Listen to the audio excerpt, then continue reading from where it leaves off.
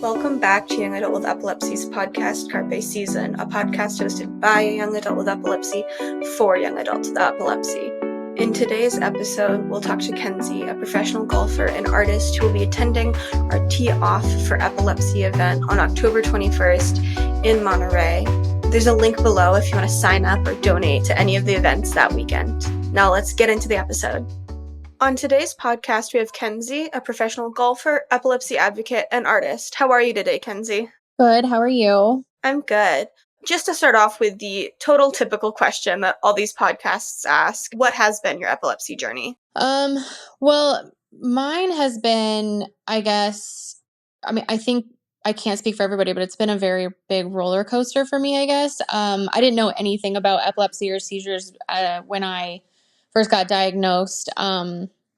I thought I had a brain tumor, truthfully, just because I was, not educated in the subject. I think the most education I had with it was what you see on TV, right? And that's just such a not anything correct when you see, because everything you see on TV is the same thing, people falling down and shaking, and there's so many different kinds of epilepsy and seizures. And so it's just, I was very confused on the subject, and I didn't go about it the right way either. So I think it took me a little longer to get the help I needed and go to the right neurologist. And I was very stubborn. I didn't want to admit that I had it.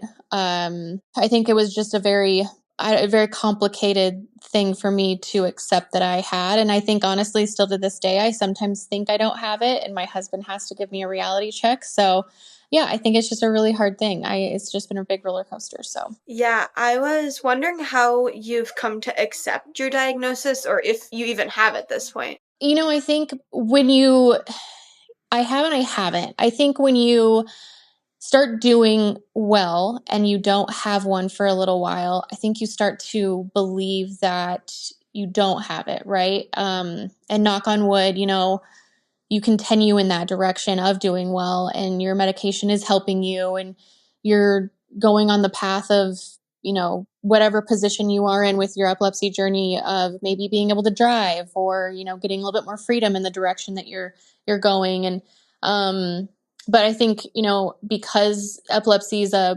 brain disorder, and it messes with certain things like that, either depression or, anxiety or anything like that, I think sometimes we get in our own head and think we don't have it, or we believe that we're cured when we don't have one for a long time. And I think that's where I kind of get in my own head, is I tend to get in the position of, well, I haven't had one for a long time, so I don't think I have it anymore. Or, sometimes I think that I'm almost exaggerating the fact that I have it, even when I'm not. I tend to be really tough with things, and I think I'm too tough with it when it comes to my epilepsy. So sometimes I think that it's me, not my epilepsy, and I have to have a reality check every once in a while with that. So yeah, I think it's really hard for everyone to accept it sometimes, but I definitely struggle with it for sure.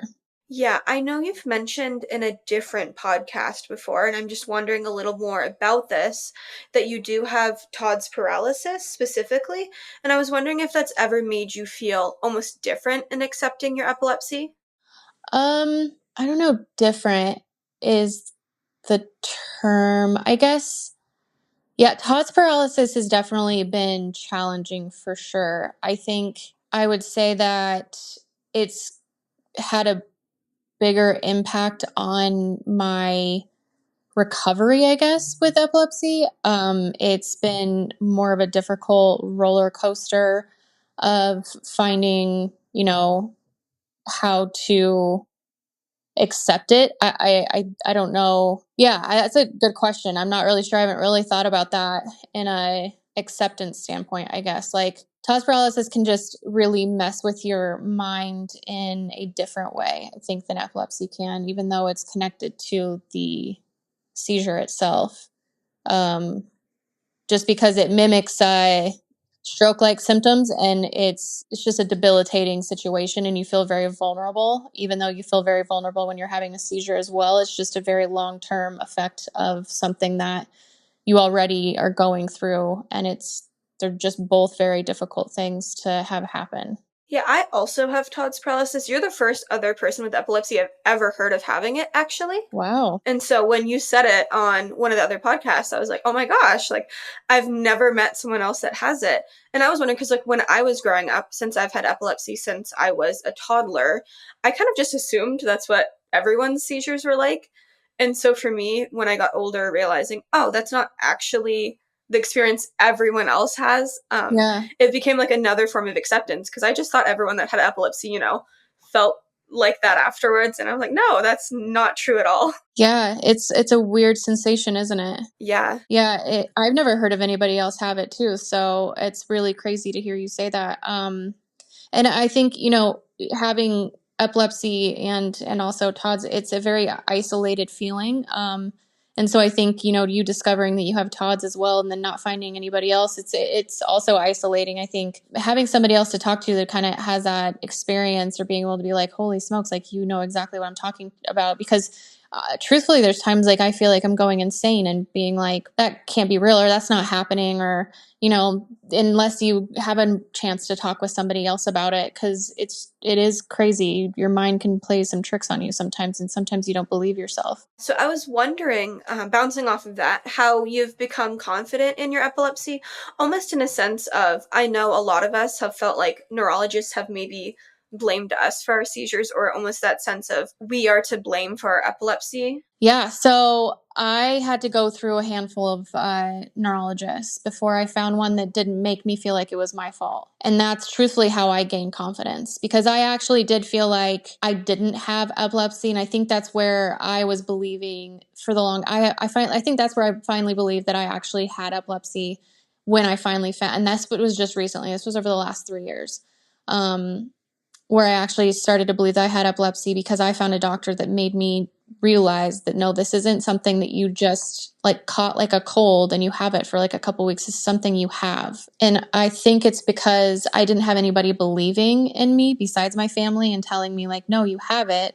But they're not doctors, right? They're not anybody you're going in to see that's going to give you medical attention and tell you, okay, let's talk about this, and these are the tests you're doing and stuff like that. And every neurologist I went into prior to the one that I have now, they almost made me feel like I was making up things that I was telling them that I was feeling, or making it sound like, oh, you had a glass of wine, like that's entirely your fault. Even though alcohol and stuff like that doesn't affect me, obviously to a certain extent, like I'm not going to go crazy, but it doesn't affect like everyone's different in their seizures and their epilepsy journey. Like I can drink, it doesn't affect me. But if I tell like my neurologist, like, oh yeah, I had a couple glasses of wine or something like that, or whatever it may be, it's almost like they blame you and made you feel crazy, or that was the culprit, or, and I'm like, no, that's not it. Like, it's just funny talking with certain neurologists, how they almost make you feel bad for having a seizure, when hasn't nothing to do with you. It has everything to do with the fact that they're not either listening, or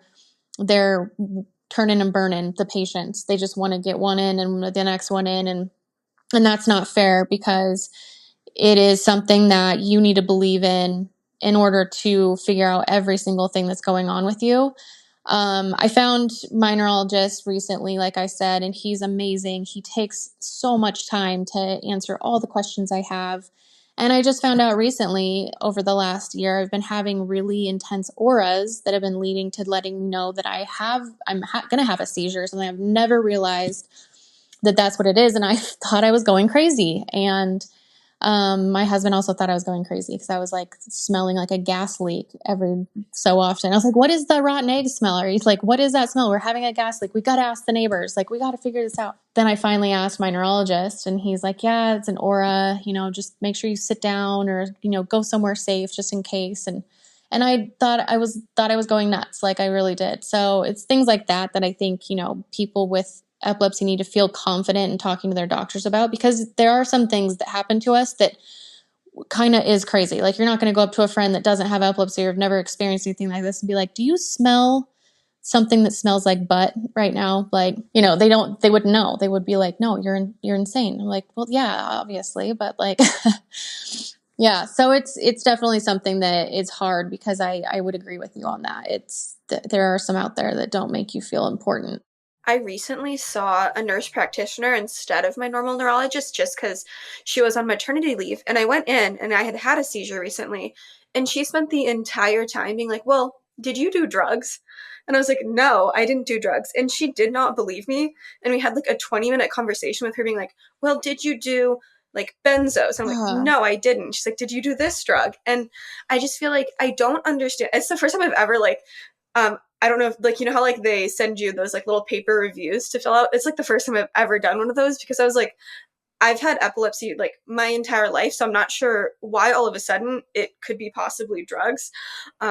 Yeah, I just feel like it's crazy sometimes, just the yeah. way people are treated in our healthcare system. You almost want to just agree with them and be like, yeah, it was drugs. It's totally drugs. You're right. I don't know how I would agree, like argue with you. It's just because like you almost want to mess with them and be like, yeah, where's my chart? Like, how come it doesn't say that I have this? Like, but yeah, it's definitely difficult for sure. I would agree. How do you think that talking about your own experiences with epilepsy has been therapeutic for you? Oh, so therapeutic. So for the longest time, I didn't want to be treated differently or be seen as someone that just has epilepsy or be seen as someone that or people maybe be nervous to be around me. I don't know. There was just so many things in my head I think that I thought about that would be taken a certain way, or if I posted about it on social media and said, I have epilepsy or something like that, people would be like, "Oh, she's just doing it to get attention." Or just like, there's a handful of things that I thought about that I just wanted to keep to myself for quite a while. And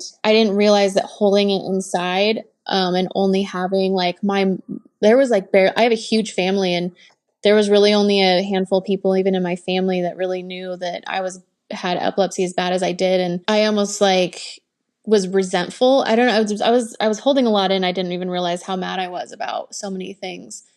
And then talking about it was just like a huge weight off my shoulders of being able to actually talk about the kind I have and talk about what happens after I have one, or talk about how many I used to have a day, or just the struggles and just everything. And then talking about it with people that actually do have epilepsy and go through some of the same struggles was even another big weight that's off my shoulders, because then it makes you feel like, okay, I'm not, like I said, I'm not as crazy as I thought I was, or there are other people that go through the same things that I do. And it's almost a nice, I feel terrible to say that because I wouldn't wish this upon anybody, but it is nice to know that you're not the only person in the world. And I know that I'm not, obviously. I know that that's not the case, because I know there's people out there struggling 1,000 to 1,000,000 times worse than I am. And that's also why I wanted to say something on my social media, because I'm very blessed in the position I'm in, that I can actually speak out about my epilepsy and hopefully help someone, one person, two people, anyone I can help, and just having them reach out to me and talk to me about anything, because I do know a lot of people that haven't told anybody or don't talk about it. And I think that just speaking out about it is something that's just really important to do. So, yeah, it's a huge weight, and I hope more people either hear this or see my social media and know that it's okay to talk about it. I think it's very important to do. Yeah, I remember this was maybe 2 years ago now. I had told this person in my life that I had epilepsy, and I think I had brought it up with them maybe twice over the course of knowing them. And the second time, they were like, why do you talk about this so much? Like, is this your entire personality? And mind you, I had literally talked about it twice. And so for a long time after that, up until maybe like 6 months ago, I shut down a lot about talking about it. And it's been so refreshing to see people like you on social media talking about it, because it makes me feel less like isolated and small, and like it's a part of me that I shouldn't be able to share with other people because they have maybe negative emotions about it, or it makes them uncomfortable. And so I appreciate so much what you're doing, sharing on social media, because it makes people like me in the world feel like I can share and that I do have this sense of belonging. And so I appreciate that so much. Absolutely. Well, thank you for saying that. And truthfully, I don't know who that person was, but you don't need them in your life anyways. If anybody can't sit there and listen to you speak out on something that is as big of a struggle as this is, because it is your everyday. I mean, we do go through this every day. We have to take medication every single day, either morning and night or both morning and night. Like, I mean, it's not something that we're not always at least thinking about in the back of our head with, triggers or things like that. I mean, it is something that we do have to deal with, like traveling. Like, I'm leaving tomorrow for a trip. I have to think about, okay, I need to make sure, even though we're going to be hanging out and having a couple drinks, I need to make sure I get to bed on a certain time, or, I have to think about these things. So if somebody can't help you or listen to you and at least lend an ear every once in a while, then that person doesn't need to be in your life. So I think that if you can reach out and talk to somebody every once in a while and it's still a part of you. It doesn't need to be all of you, but it's still a part of you. So how has being a professional golfer in golf allowed you to do advocacy, and has it changed the way you've felt about your epilepsy diagnosis in any way? It's kind of like an outlet. So there was a couple times I've had seizures out on the golf course, and that, that's not fun, right? Like, you never want to be carried to the golf cart by your dad and your brother, or, by your father-in-law and your husband. Like, there's things like that aren't fun, but, that's just part of it. I mean, there's things, but like, it's always been an outlet for me through lots of things. If there's anything going on in my life, I love to go out on the golf course and just be with like the sun and the grass, and, it's just so relaxing out there. So, it hasn't changed really anything with, I guess that's kind of a lie. It was definitely hard when I was at my worst, I would say, just because I was challenging to get to the golf course or like do certain things that way. So there are definitely different things that changed for a long time, but for the most part, it's been something that has always helped me career-wise and otherwise. So after I lost my license and I couldn't drive, that's when I started getting more involved, because I was flying everywhere instead of driving everywhere. So that was a big contributor for my sanity. And I think that's where golf was a big part of my life for such a long time. It still is. So yeah, I would say it's more of a savior to me than anything. What advice would you provide to those living with epilepsy in sports? I know a conversation I've had with a lot of people, even on this podcast, is that due to their epilepsy and when they receive their diagnosis, either their parents force them to quit sports or they quit in general. So do you have any advice on those who want to do sports and those living with epilepsy in sports?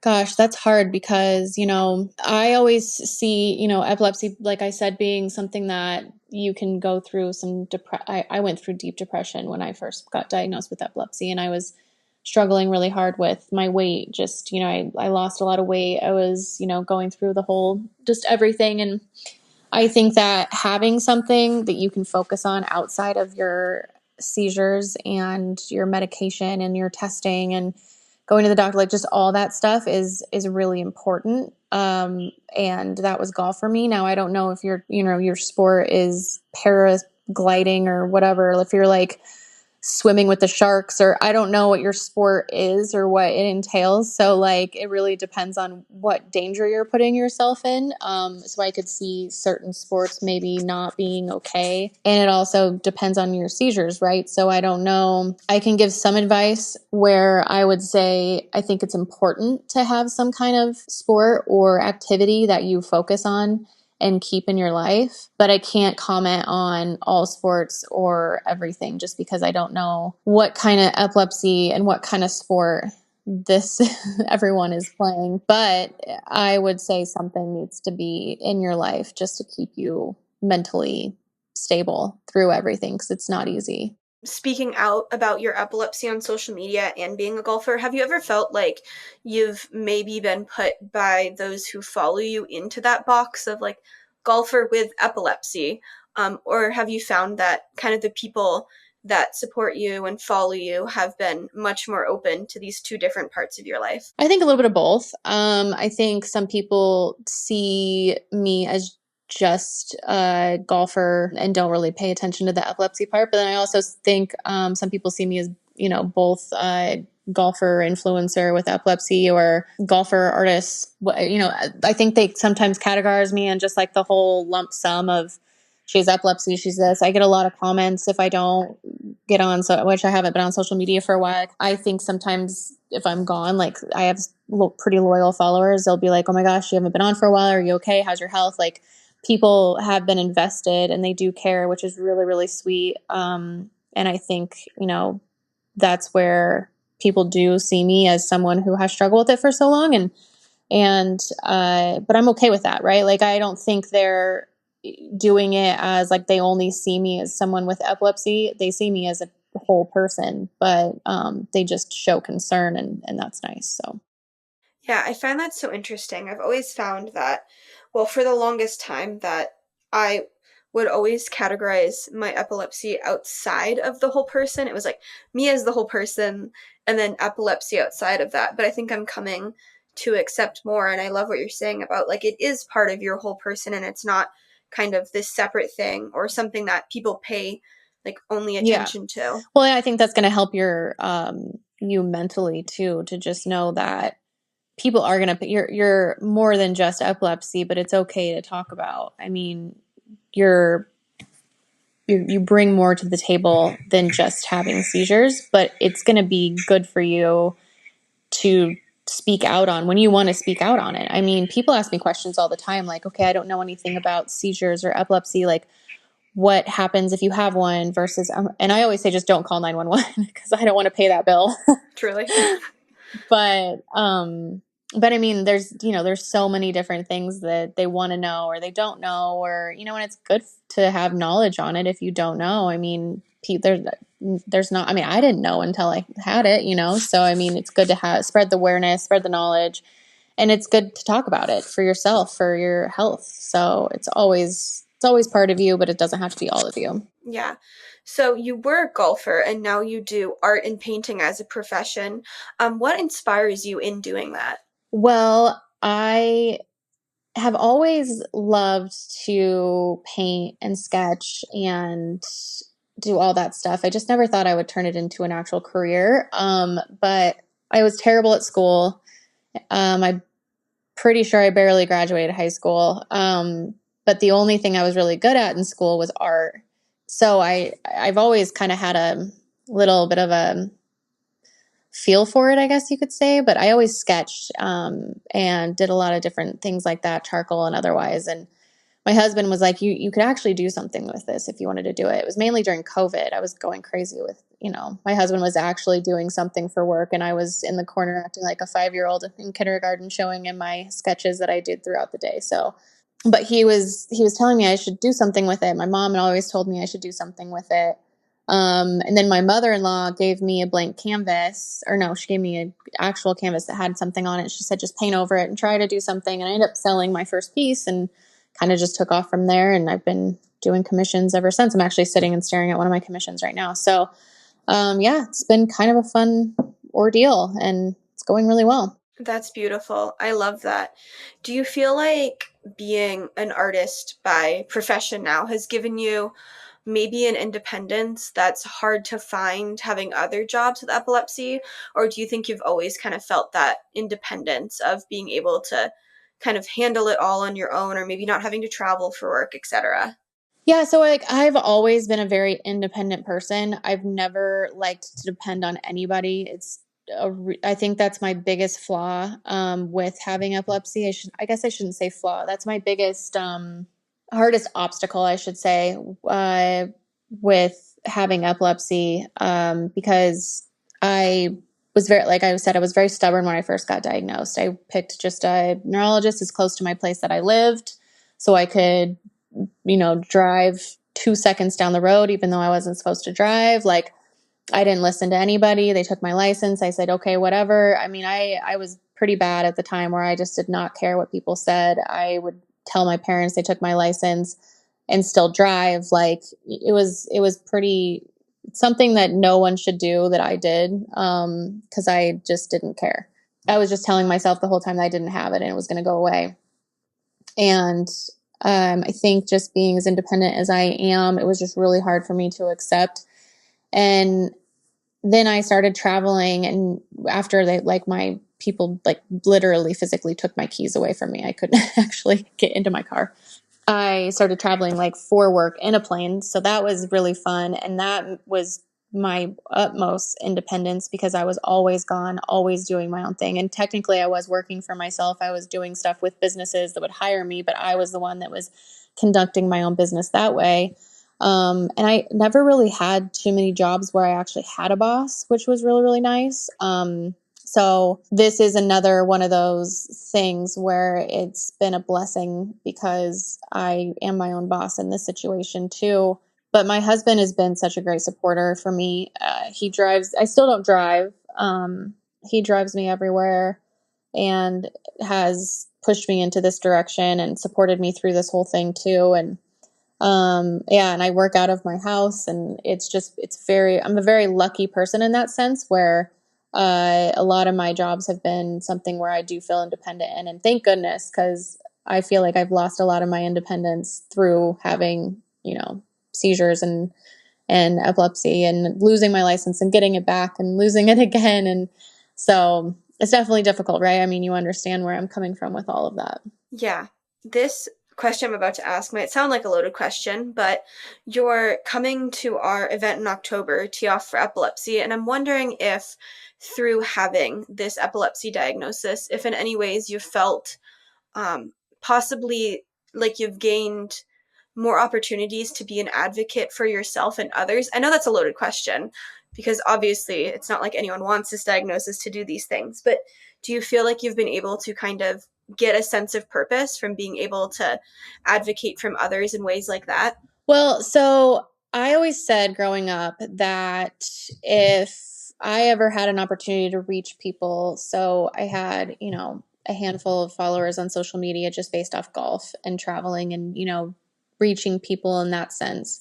And I always told myself if I could do something in a positive way and have a positive impact on people and, be an advocate in some way and not saying I wanted to have epilepsy or this is something that I, like you said, want to have, but I do want to help people. And that's in a sense of really anyone, right? I mean, yes, my heart goes out to everyone who has epilepsy, but people go through so many struggles with so many things. And I think just having my platform and saying like, speak out on behalf of epilepsy, or it's okay to talk about, or, these are the struggles I go through. And that way people can understand, they go through a lot of struggles too. I think it's good and important to have other people go, oh my gosh, like I have this, it's not epilepsy, but it's also something people can't see that I have every day.